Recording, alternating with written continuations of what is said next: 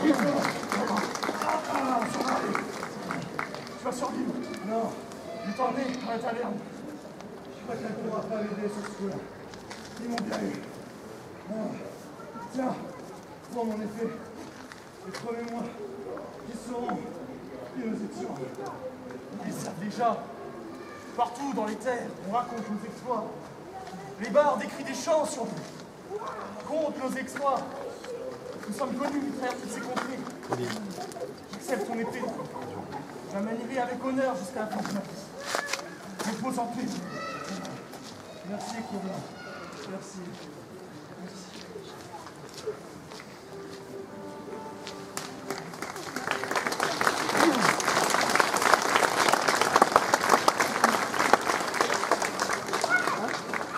Donc, depuis ce jour fatidique, que Cro-Blanc marche seul à nouveau.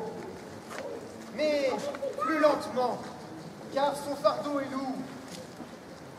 Les ballades des conteurs parlent d'un guerrier au regard noir et aux épées jumelles. Ce guerrier qui ne parle jamais des siens. Mais moi je vous le dis, vous êtes deux guerriers, deux bastions, deux lames, deux frères nés dans le fracas. Et c'est dans le silence qu'on les entend encore. Et si cette histoire vous a fait frissonner, rêver ou verser une larme, alors n'oubliez pas les noms de ceux qu'on appelait les lames jumelles. Le rideau de monde, mes amis. Et la légende ne s'éteint jamais. Applaudissez-les. Et faites vivre leur mémoire.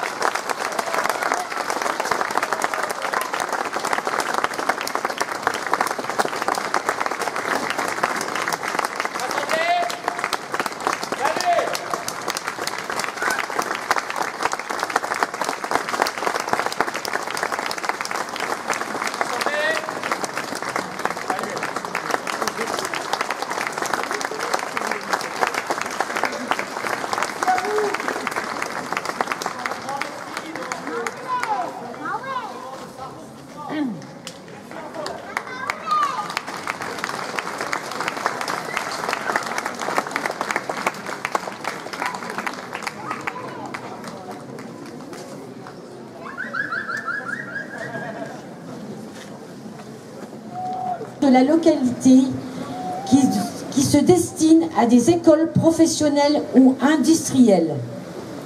Le nom de la place a été donné en 1890. Il a été maire de la ville. Cette place a été restaurée et inaugurée le 28 juin 2013. Le couvent des Bénédictines. Originaire de Saint-Nicolas-de-Port, les religieuses de l'ordre de Saint-Benoît s'installent en 1629 à Rambervillers avec l'obligation de tenir une école publique pour l'instruction des jeunes filles de Rambervillers. Mais elles ne pourront s'acquitter de cette mission que bien plus tard. Elles seront les bénédictines du Saint-Sacrement. Après la guerre de 30 ans, elles reviennent au couvent en 1647, puis après la Révolution, le bâtiment retrouve son affectation d'origine. Ce lieu historique est l'épicentre de l'instruction de la ville de Rambervillers.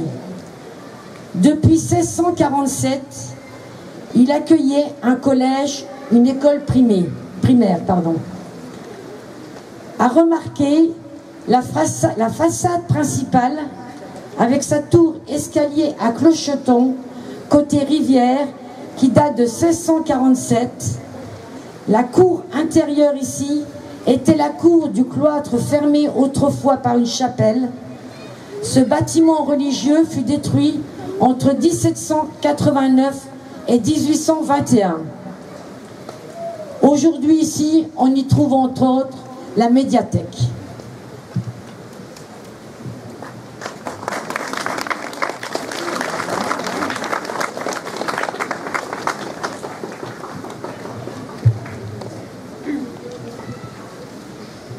Elisabeth et Nicolas, derrière moi, du groupe Black Kelch, se présentent en trio avec Mario, percussionniste du groupe Kitterlé.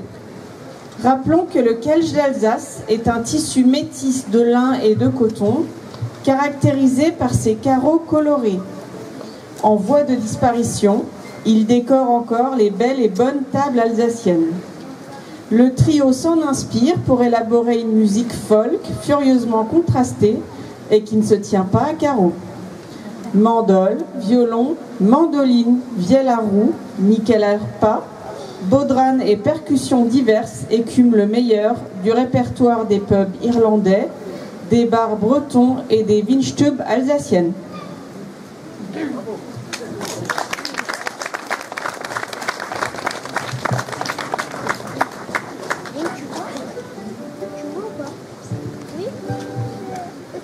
Tu vois ou pas? Tu vois? Là, elle voit pas la clé.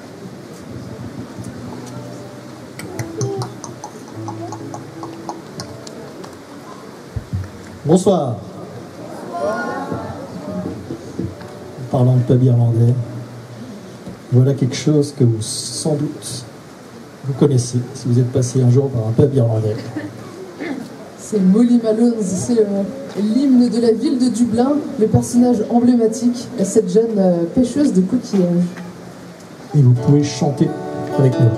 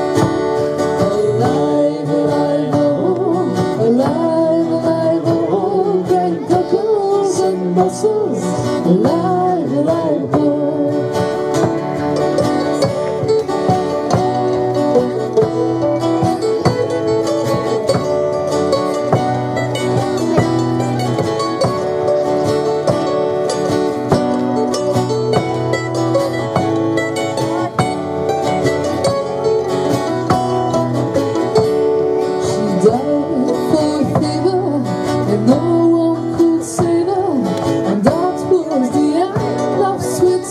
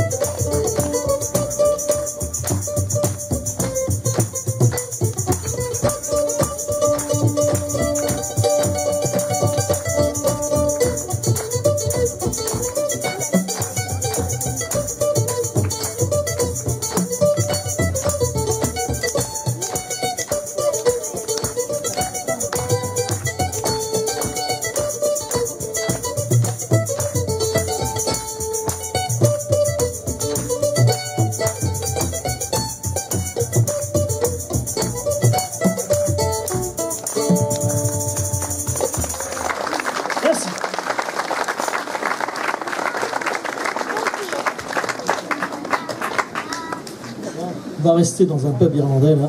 On va enchaîner avec une suite de jigs. D'ailleurs, si certains ou certaines ont envie de se réchauffer, il y a comme une piste de danse déjà devant nous. L'espace était déjà prévu.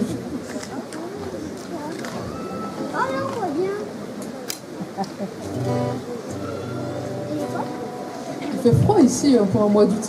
En Alsace, il faisait 27 degrés juste avant de partir. On a passé le col de Sainte-Marie à Saint-Dié et on a perdu 12 degrés.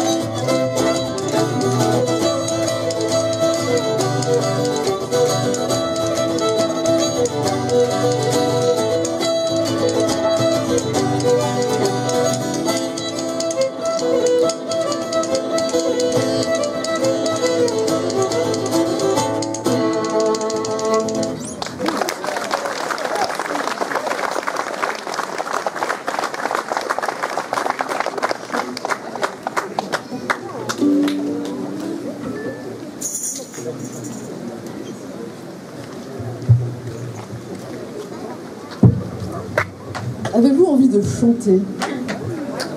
On a un chant à répondre, à vous proposer. Alors vous n'êtes bien sûr pas obligé d'y répondre, mais ça fonctionne beaucoup moins bien sans vous.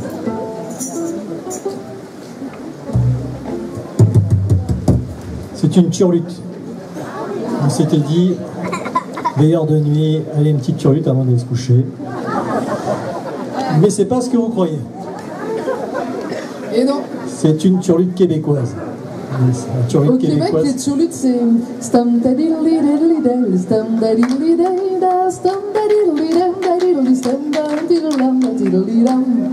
y a beaucoup quand même de choses auxquelles il faut faire attention.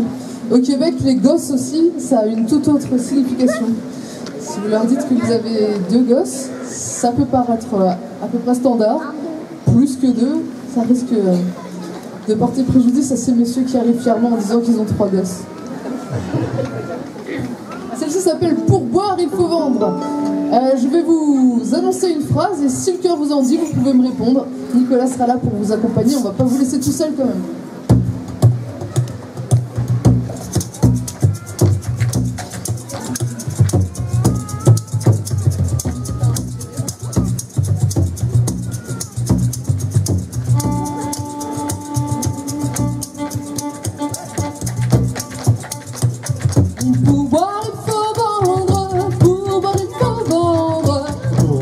faut vendre, pour boire il faut vendre. Le chapeau de ma blonde, le chapeau de ma blonde. Le chapeau de ma blonde, le chapeau de ma blonde. Je l'ai vendu 5 sous, argent reçu. J'ai bu un coup, j'ai fait la culbute, j'ai perdu ma tuque. Au guégué ma mère, j'ai de l'argent pour boire. Au guégué ma mère, j'ai de l'argent pour boire. Pour boire il faut vendre, pour boire il faut vendre. À vous. Pour boire il faut vendre, pour boire il faut vendre. Les bijoux de ma blonde, les bijoux de ma blonde. Les bijoux de ma blonde, les bijoux de ma blonde. Je les ai vendus 3 sous, argent reçu. J'ai bu un coup, j'ai fait la culbute, j'ai perdu ma tuque. Au guégué ma mère, j'ai de l'argent pour boire. Au guégué ma mère, j'ai de l'argent pour boire. Pour boire il faut vendre, pour boire il faut vendre. Pour boire il faut vendre, pour boire il faut vendre. La robe de ma blonde, la robe de ma blonde. La robe de ma blonde, la robe de ma blonde. Je l'ai vendu 5 sous, argent reçu. J'ai bu un coup, j'ai fait la culbute, j'ai perdu ma tuque. Au guégué ma mère, j'ai de l'argent pour boire. Au guégué ma mère, j'ai de l'argent pour boire.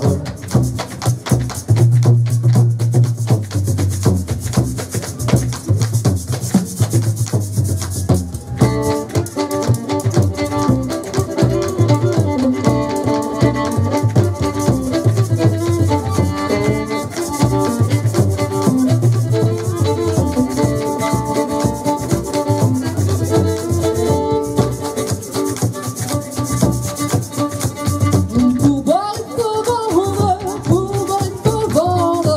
Pour boire il faut vendre, pour boire il faut vendre. Les bottines de ma blonde, les bottines de ma blonde.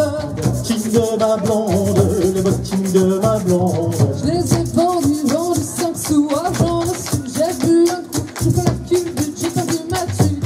Au guégué ma mère, j'ai de l'argent pour boire. Au guégué ma mère, j'ai de l'argent pour boire. Pour boire il faut vendre, pour boire il faut vendre. Pour boire il faut vendre, pour boire il faut vendre. Le petit cœur de ma blonde, le petit cœur de ma blonde. Cœur de ma blonde, le petit cœur de ma blonde. Je l'ai reçu, je l'ai vendu, argent comptant, je l'ai tout bu.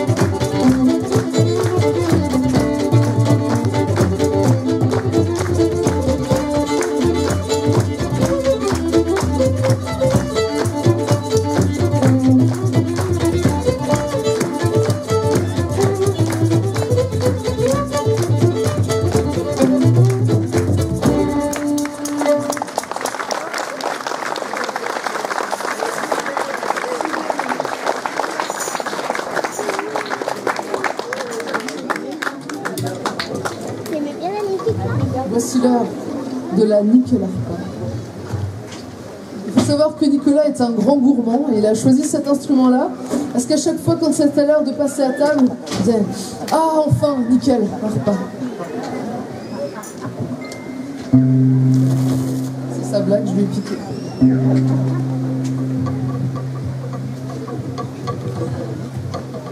Et qu'est-ce que je vais bien pouvoir dire si tu as déjà dit. Le nom de cet instrument, c'est donc bien effectivement Nyckelharpa. Et ça nous vient de Suède. Alors, on a vu que ce soir, il y avait des gens très érudits et que des gens aimaient savoir les arcanes de l'histoire. Eh bien, voilà, l'histoire de cet instrument. Il a été abandonné par les Suédois, parce qu'il nous vient de Suède.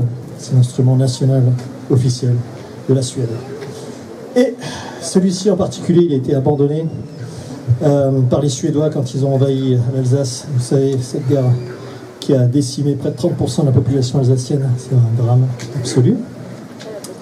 Et celui-ci a été abandonné lors du siège. Ah, faut être précis. Les gens ici de Rambervillers font gaffe.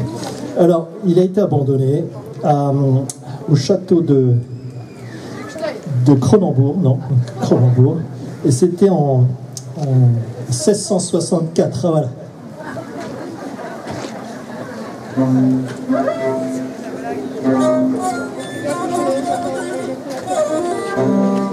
On va vous jouer un air typiquement suédois, c'est une polska.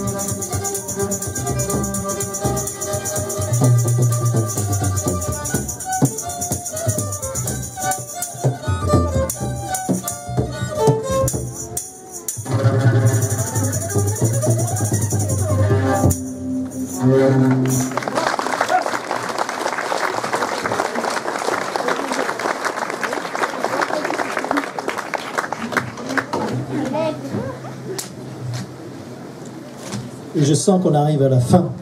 Je n'ai pas le chrono entre les mains, mais je ne sais pas qui a le timing. Si le veilleur est là, parce qu'à un moment donné, il faut aller se coucher, quoi. Mais c'est pas la fin. C'est pas la fin. Il y a encore les rêves. Mais le soleil n'est pas encore couché. Oui, c'est ça. On est surpris. En Alsace, déjà, tout le monde dort, là. Ça, c'est vrai. Non, mais... Et on n'est pas aussi bien accueillis. C'est clair. Non, s'il y a vraiment quelque chose, un message important à retenir, c'est qu'il ne faut pas toujours écouter les historiens. Les épées, ça n'a pas forcément été conçu au départ pour tuer des gens. Regardez.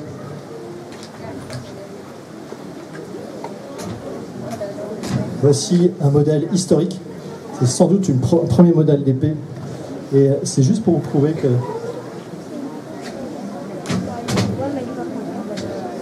les épées étaient là pour conquérir. Et conquérir pas ce que vous croyez, mais conquérir des cœurs. Et qu'on pouvait charmer la damoiselle avec une épée. Regardez. Écoutez plutôt. Ok, les vols.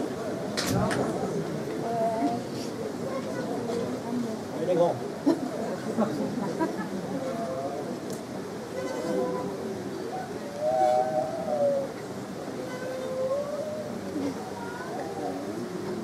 Ça dépend beaucoup de l'atmosphère. Parfois, ça sort pas du tout. Et le fond vert est un peu frais.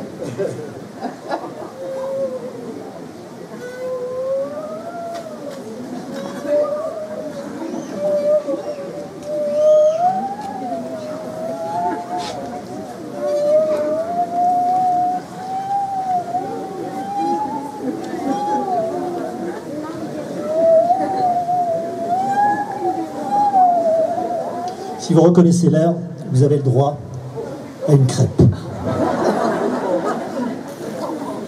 Sentez la pression.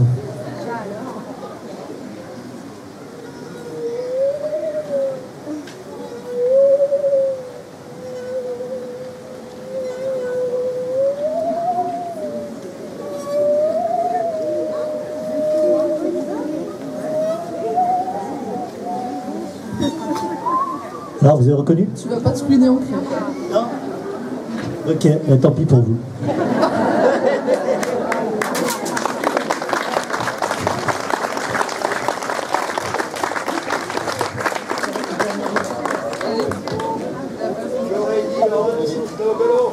Ah, il y a des connaisseurs. Allez.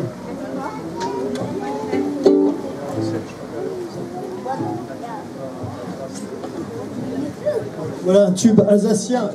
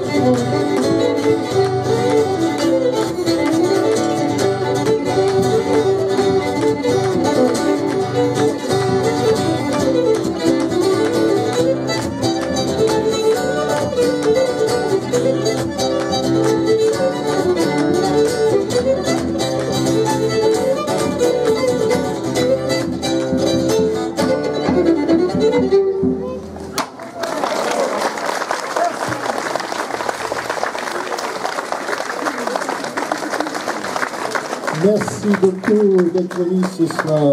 Je ne vais pas conclure cette soirée parce qu'elle se poursuit. N'est-ce pas, monsieur le bailleur? Il est où? Ah, parfait. On a le paratonnerre au cas où. On est protégé. Ben, merci, mesdames et messieurs. On était ravis d'être avec vous. C'est un plaisir. Mario à la percussion. Babette Culigonde. Et Nicolas.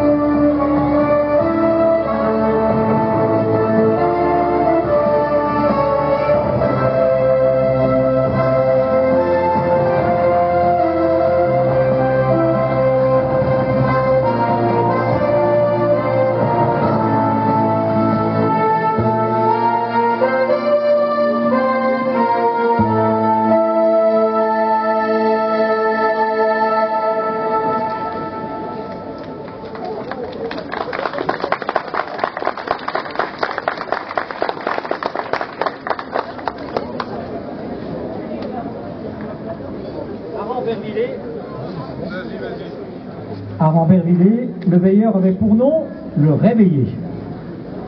Il était élu en novembre par admonition par les 12 qui formaient le conseil municipal de l'époque. Le veilleur parcourait les différents quartiers de la ville et annonçait l'heure afin que l'on prenne toutes les précautions pour qu'il n'y ait plus de feu allumé. C'était trop dangereux, trop grave d'avoir un incendie. Alors il chantait le chant du veilleur. C'était souvent un chant religieux pour qu'on éteigne le feu et la chandelle. Il y avait quand même une journée dans l'année où on avait le droit de garder le feu dans la cheminée. C'était le soir de Noël, puisque quelqu'un restait pour veiller pendant que les autres allaient à la messe de minuit. On ne connaissait pas le chant du veilleur de Rambervillers, mais Philippe le Roi a eu l'idée d'en créer un avec la chorale des moineaux de la Forestière que nous allons chanter tous ensemble. D'après les Alsaciens, c'est pourquoi aujourd'hui les pâtissiers ont trouvé la belle formule de la bûche de Noël.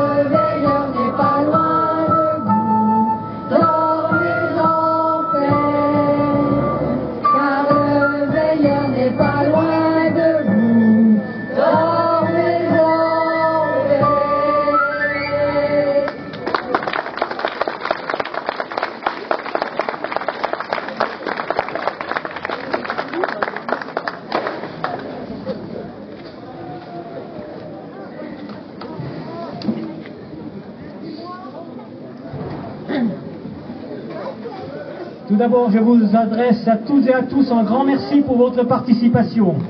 C'est toujours pour nous un grand encouragement de vous voir de plus en plus nombreux chaque année, malgré la météo. Cette soirée a été organisée et offerte par l'association du syndicat d'initiative de Rambervillers, en partenariat avec l'Office municipal de la culture, l'Office du tourisme et de nombreux bénévoles du Rondo Club pédestre Rambervillers, mais aussi bien d'autres. Je remercie donc tous les bénévoles qui ont œuvré ce soir pour vous. Sans eux, cette soirée ne pourrait pas être organisée et on peut les applaudir.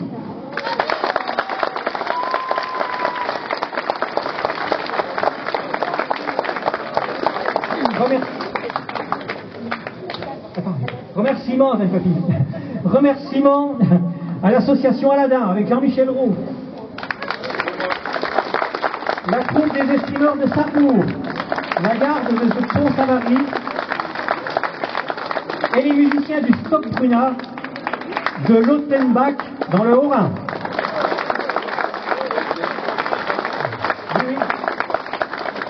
Merci aux jeunes agriculteurs qui de nouveau ont assuré la restauration et la buvette.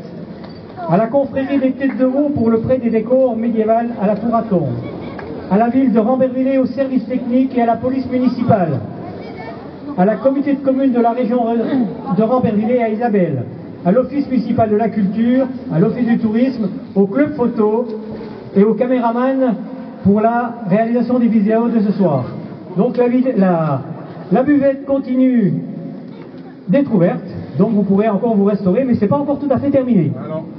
Surtout merci à Pascal, sans qui tout ça n'existerait pas.